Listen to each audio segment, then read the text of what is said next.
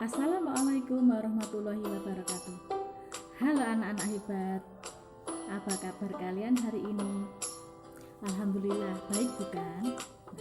Anak-anak, pada hari ini hari Rabu tanggal 29 Juli tahun 2020, guru akan kembali menemani kalian untuk belajar muatan pelajaran PPKN dengan materi kerukunan umat beragama.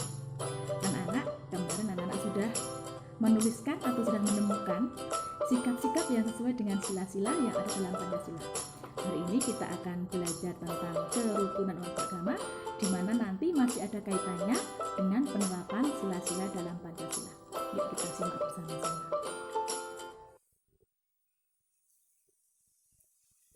Nah, kerukunan umat beragama di Indonesia. Apa itu anak-anak? Anak-anak sambil menyimak bukunya ya, menyimak buku tematik yang ada materinya tentang kerukunan umat beragama di Indonesia. Kerukunan umat beragama merupakan bentuk hubungan antar manusia yang damai dengan adanya toleransi. Jadi, pada intinya, kerukunan itu terbentuk adanya toleransi. Toleransi itu apa? Apa anak-anak toleransi? Toleransi beragama adalah suatu sikap saling mengerti dan saling menghargai tanpa adanya sikap membeda-bedakan atau mengecilkan umat agama lain. Jadi toleransi saling mengerti, saling menghargai, tidak membeda-bedakan. Misalnya anak-anak dalam satu kelas punya teman yang berbeda agama. Nah, kita harus mengerti, harus menghargai keberadaan mereka. Itu contoh toleransi anak-anak. Jadi kerukunan umat beragama itu erat kaitannya dengan adanya toleransi beragama yang ada di lingkungan sekitar kita. Selanjutnya anak-anak. Nah, ini agama yang ada di Indonesia itu ada berapa anak-anak? Agama yang diakui keberadaannya yang ada di Indonesia ada 6. Yang pertama agama Islam, yang kedua agama Katolik, yang ketiga agama Kristen, yang keempat agama Hindu, yang kelima Buddha, dan yang keenam Konghucu. Nah, agama Konghucu ini belum lama diakui di Indonesia.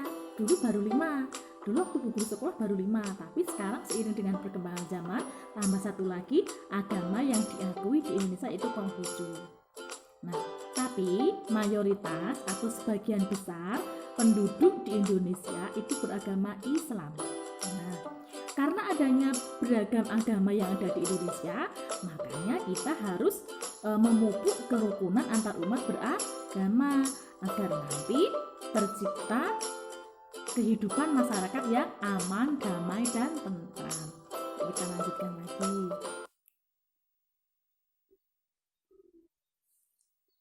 Nah, ini coba anak-anak simak itu ya. Dengan adanya keragaman yang ada di Indonesia menjadikan adanya perbedaan dalam memeluk agama dan keyakinan masing-masing. Jadi tadi ada agama Islam, agama Kristen, agama Hindu, agama Buddha. Itu cara beribadahnya berbeda-beda. Sehingga dengan adanya perbedaan itu kita harus menerapkan sikap toleransi. Yang selanjutnya, perbedaan tidak menjadikan alasan untuk terpecah belah, akan tetapi justru akan menjadikan pemersatu bangsa. Jadi dengan adanya keberagaman agama tidak perlu kita risaukan, tidak perlu itu menjadikan sebuah perbedaan, tapi perbedaan itu kita gunakan atau kita jadikan alasan untuk kita bersatu. Dengan adanya perbedaan agama harus kita jaga dengan meningkatkan kerukunan umat beragama agar menjadi satu kesatuan yang utuh. Jadi tidak ada alasan kalau misalnya berbeda agama harus saling memusuhi, berbeda agama harus saling mengejek, tidak boleh anak-anak. Tapi walaupun kita berbeda agama dengan teman kita harus menerapkan sikap toleransi sehingga di dalam kehidupan masyarakat akan tercipta kehidupan yang tenang, yang aman, yang harmonis. Kalau tercipta kehidupan yang aman, tenang, dan harmonis, anak-anak jadi tenang kan? Nah, makanya anak-anak kita harus menciptakan kerukunan antar umat beragama. Nanti guru akan menjelaskan lebih lanjut. Yang selanjutnya, untuk menciptakan kehidupan beragama yang damai dan rukun, nah ini pemerintah telah mencanangkan adanya tri kerukunan umat beragama. Apa anak-anak? Tri kerukunan umat beragama. Jadi untuk menjamin adanya kehidupan yang damai, yang aman, yang tentram di dalam kehidupan bermasyarakat, pemerintah telah mencanangkan atau telah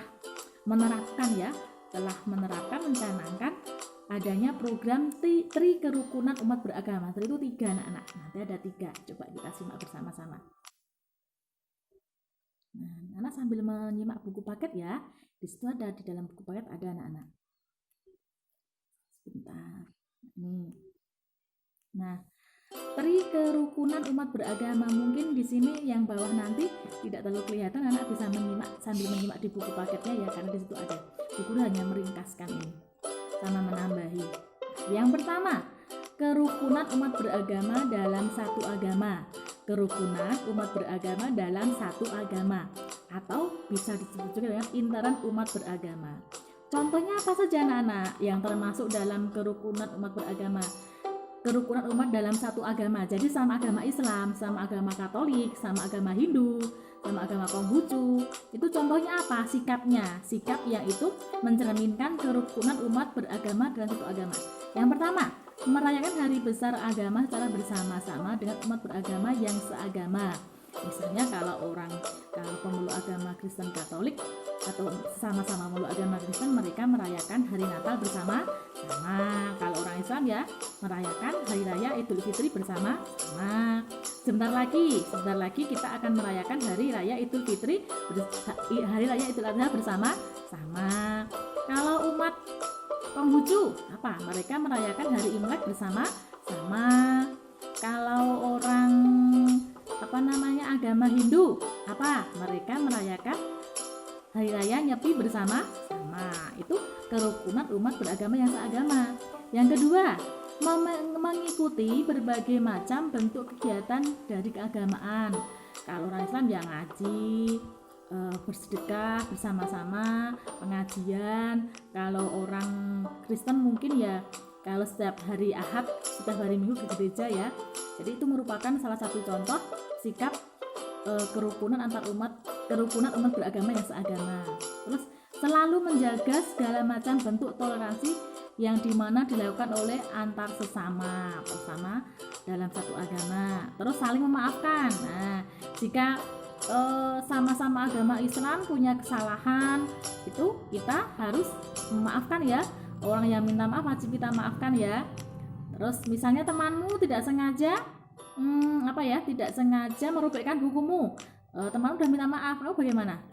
Ya memaafkan, karena kita dianjurkan untuk saling memaafkan. Kalau misalnya agama Katolik juga bisa mereka menciptakan atau mewujudkan sikap-sikap yang baik dalam rangka menjalin toleransi antar umat yang seagama. Nah, sekarang yang kedua, kerukunan antar umat beragama yang berbeda agama. Kalau yang nomor 1 tadi, kerukunan umat beragama dalam satu agama, sama-sama agama Islam, sama-sama agama Katolik, sama-sama agama Hindu. Sekarang yang kedua, kerukunan antar umat beragama yang berbeda agama. Apa saja contohnya anak-anak? Nah ini, yang pertama, berteman dengan semua orang tanpa membeda-bedakan agama, ras, suku, dan budaya. Saling menghargai satu sama lain, contohnya jika ada perbedaan pendapat. Apabila ada teman yang sedang kesusahan yang berbeda agama, kita harus senantiasa membantu. Selanjutnya, bekerja sama atau bergotong royong apabila tetangga akan merayakan hari kebesaran agama mereka. Yang ketiga, menghormati teman, saudara maupun tetangga yang mempunyai agama lain, tidak membeda-bedakan satu sama yang lainnya. Jadi kalau kita punya teman yang berbeda agama, kita harus tetap menghormati agama mereka, kita harus tetap menghargai mereka, kita harus tetap berteman dengan mereka. Misalnya dalam satu masyarakat ada yang berbeda agama, itu juga mereka kalau gotong royong juga diajak. Anak-anak mungkin pernah melihat ya, atau mungkin pernah mendengar kalau kita merayakan, umat Islam merayakan hari raya Idul Adha, yang agama non Islam dikasih dagingnya ya. Iya, itu merupakan salah satu contoh kerukunan umat beragama yang berbeda agama. Dan Bu Guru punya teman, kebetulan teman Bu Guru itu agamanya non Islam, tapi dia cerita setiap kali Idul Adha juga diberikan daging kurban. Nah, itu salah satu contoh kerukunan umat beragama yang berbeda agama. Jadi walaupun berbeda agama, tetapi mereka juga diberikan jatah kurban. Mereka juga diberikan toleransi, harus saling menghargai, saling menghormati.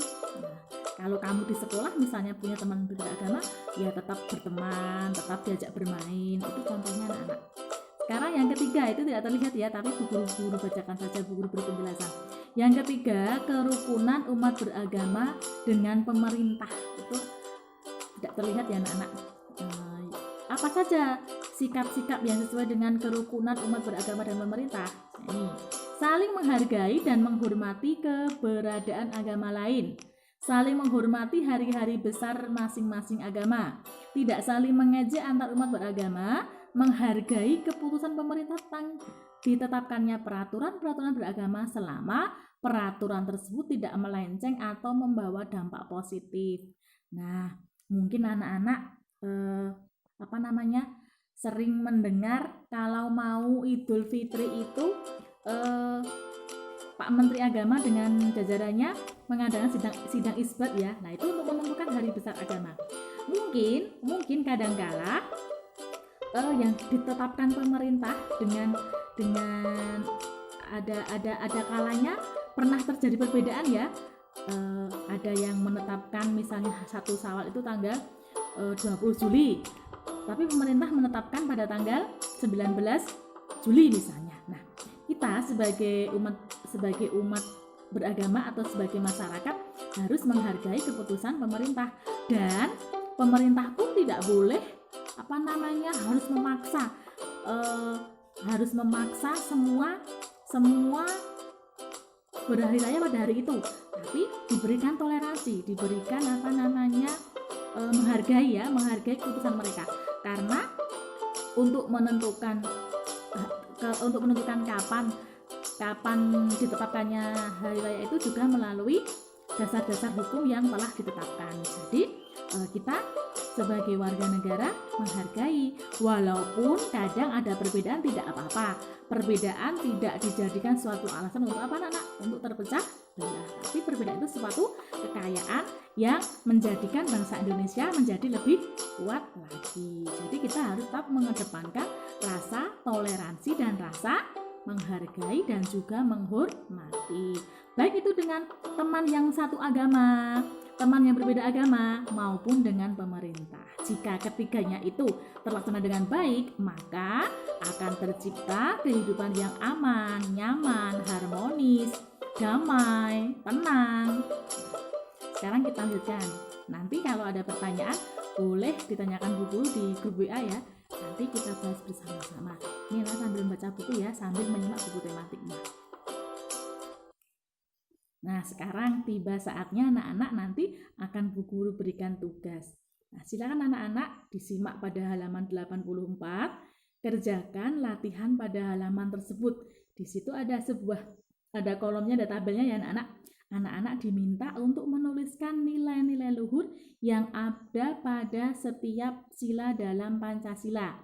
Sila 1, apa nilai luhurnya? Sila kedua, apa nilai luhurnya? Sila ketiga, keempat, dan kelima. Nah, ini ada kaitannya dengan kerukunan umat beragama yang Bu Guru terangkan tadi. Karena apa? Karena ternyata kerukunan umat beragama itu merupakan perilaku yang baik yang mencerminkan penerapan nilai-nilai luhur yang terkandung dalam sila Pancasila, terutama sila yang pertama, ketuhanan yang Maha Esa. Nah, sudah ketemu kan yang sila 1? Ya, sila 1 tadi nanti anak-anak mencontohkan apa? Terciptanya kerukunan umat beragama, itu nilai-nilai luhurnya. Nah, nanti anak-anak tugasnya tinggal mencari yang sila kedua, sila ketiga, sila keempat, dan sila kelima. Apa saja nilai-nilai luhur yang terkandung di dalam sila-sila Pancasila. Itu anak-anak kerjakan di buku tulis ya anak-anak. Nanti silakan ditulis sila 1 apa, sila kedua apa, sila ketiga apa, sila keempat apa. Walaupun ini sudah Bu Guru sebutkan yang sila 1, nanti anak-anak boleh menambahkan, boleh mencari yang lain, sangat boleh. Nah ini, Pancasila menjadi pandangan hidup bangsa Indonesia. Untuk itu, sikap masyarakat harus mencerminkan nilai-nilai luhur Pancasila. Meskipun demikian, ada juga perilaku orang-orang yang tidak mencerminkan nilai-nilai Pancasila. Nah, kalau yang tadi Bu Guru contohkan yang kerukunan tadi sudah mencerminkan nilai-nilai dalam Pancasila. Tetapi kadangkala ada juga masyarakat yang tidak berperilaku sesuai dengan sila Pancasila. Apa saja anak-anak? Yuk kita lihat.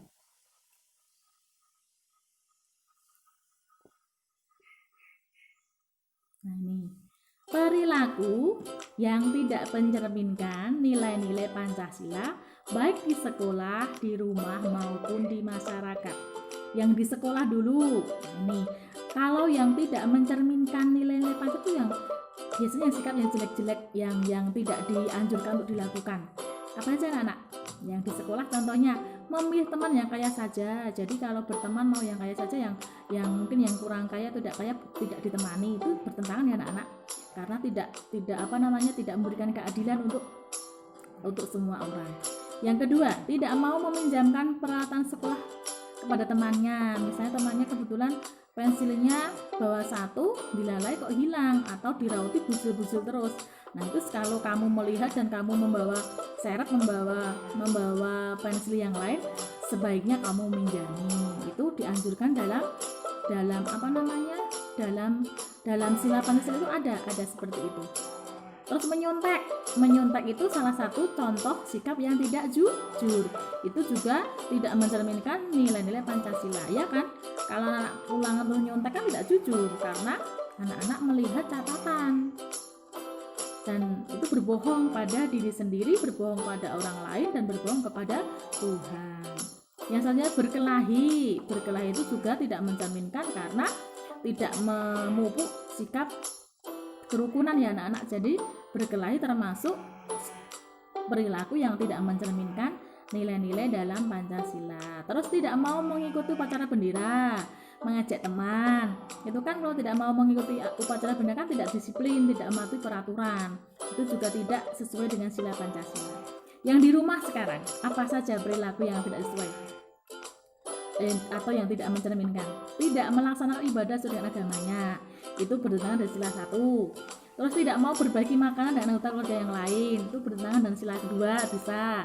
Terus bermalas-malasan, itu bertentangan dengan sila kelima. Terus membentak orang tua, itu membentak ya, bukan membentah ya, membentak orang tua, itu juga perilaku yang tidak mencerminkan nilai-nilai dalam Pancasila. Atau berbohong, tadi juga hampir sama dengan menyontek ya anak-anak. Berbohong tidak mencerminkan sikap-sikap yang sesuai dengan nilai-nilai luhur dalam Pancasila. Terus di masyarakat apa saja sikap-sikap yang tidak sesuai? Ini tidak mau menjenguk tetangga yang sakit, melarang orang lain melakukan peribadahan sesuai agamanya, suka pamer kekayaan, mencuri, menganiaya teman. Nah itu sikap-sikap yang tidak sesuai dengan sila-sila Pancasila. Yaitu melarang orang lain melakukan peribadahan sesuai agama. Itu bertentangan dengan kerukunan antar umat beragama. Jadi kalau misalnya kita berteman dengan teman yang berbeda agama, mereka mau melaksanakan ibadah, ya kita beri kesempatan. Misalnya teman kita ada yang beragama Katolik, misalnya kita punya janji dengan mereka hari Minggu. Nah berarti kita misalnya mau janji belajar kelompok atau mau janji membuat prakarya, nah kita berikan kesempatan dulu pada teman kita yang berbeda agama untuk melaksanakan ibadah. Kamu ke gereja dulu beribadah, nanti setelah selesai di gereja baru kita belajar kelompok. Nah seperti itu contoh penerapan sikap kerukunan antar umat beragama. Jadi kalau misalnya melarang orang lain atau melarang teman melakukan ibadah, itu sangat bertentangan dengan sila-sila Pancasila dan juga bertentangan dengan sikap yang sesuai dengan kerukunan antar umat beragama. Nah anak-anak, cukup jelas materi yang Ibu sampaikan? Nanti anak-anak sambil membaca atau menyimak di buku paket ya, nanti itu ada, silahkan dibaca lagi, dipahami. Nanti anak-anak yang belum jelas boleh bertanya ke Bu Guru, tugasnya tadi udah Guru sampaikan ya anak-anak, halaman 84 silahkan dikerjakan, silahkan dicari nilai-nilai luhur yang sesuai dengan sila-sila Pancasila. Nah, anak-anak, kiranya cukup sekian penjelasan singkat dari Ibu Guru. Semoga penjelasan ini bisa mengganti tatap muka kita karena keadaan kita yang mengharuskan kita harus belajar secara jarak jauh atau belajar daring. Nah, walaupun anak belajar dari rumah, Bu Guru harapkan tetap bersemangat, tetap rajin belajar, teliti mengerjakan tugas, kerjakan tugas secara mandiri. Jangan lupa anak-anak senantiasa menjaga kesehatan, jangan lupa sering cuci tangan, memakai masker, jaga jarak. Jangan lupa tetap mengkonsumsi makan makanan yang bergizi agar tubuhmu sehat, imunmu meningkat yang akan menghindarkan kita dari adanya virus corona. Anak-anak, kiranya hari ini cukup sekian. Kita sambung lagi pada kesempatan yang akan datang. Wassalamualaikum warahmatullahi wabarakatuh.